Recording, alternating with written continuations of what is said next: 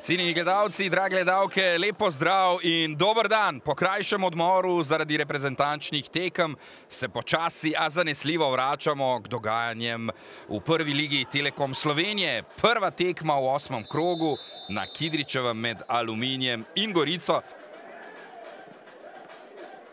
Pa ponovno poizkus domačih. Hrovat je lepo našel v kazenskem prostoru Tahiraja. Tahiraj pa je imel tu prvo lepo priložnost. Božinel pritiska na Ploja. Ploj je izgubil žogo. Božinel je tam na desni strani. Ali je Božinel v priložnosti? Kolenc se bo odločil za preigravanje. Kolenc gre še vedno. Kolenc strelja! To je priložnost za protinapad.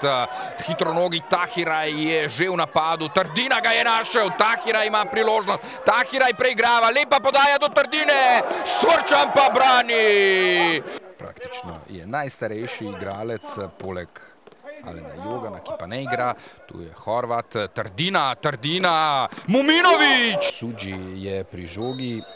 Osuđi ali sedaj poizkus tam Kolenca. Tu je Ploj. Ploj ima dovolj prostora, sedaj se je Rogina lepo odkril. Rogina poizkuša s predložkom, tam še vedno napad domačih. Sorčan je obranil. Jakšič je poizkušal s podajo na Trdino, pa na koncu tam Muminović. Drugi rumeni karton Muminovića v tem trenutku in seveda posledično tudi rdeči karton. Grudina ponovno. Ali je to sedaj priložnost za Gorico? Vratnica je tam rešila Luko Janžekoviča. Kolenc sedaj. Kolenc ima dovolj prostora. Pa Hodžić na desni strani. Ploj je ob Hodžiću. Hodžić s predložkom. Mi smo zadovoljni s točko glede na cel potek v 90 minutah. Sam lahko rečem, da z naše strani smo stvari, ki se dogajajo na igrišču, osebno sem zelo zadovoljen. Kljub tem priložnostim, ki smo jih imeli, pa mogoče so ostali neizkoriščene,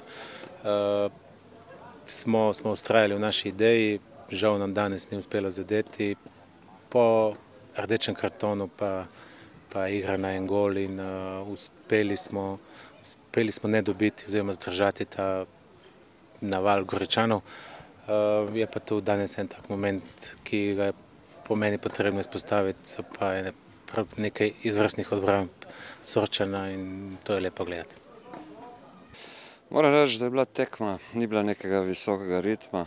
Mogoče tudi vročina naredila svoje, vendar je bila tak nizk tempo igre. Prvi polčas z naše strani v bistvu preveč klavrno. Bili smo nekako slabi v razmišljanju, nismo predvidevali dobre situacije in tudi je imel Aluminij prvi polčas več šans. Drugi nekako smo bili mi tisti, ki smo narekovali ritem igre, potem še po izključitvi bi lahko zmagali, tam smo zdaj še stativa.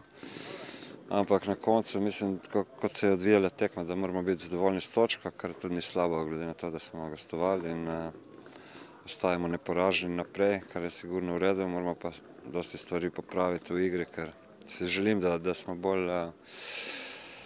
malo bolj živi, da smo bolj agresivni, da je pretok žoge boljši, ker to v bistvu smo to že delali, zdaj danes to ni bilo dobro in na tem bomo delali, da bomo boljši.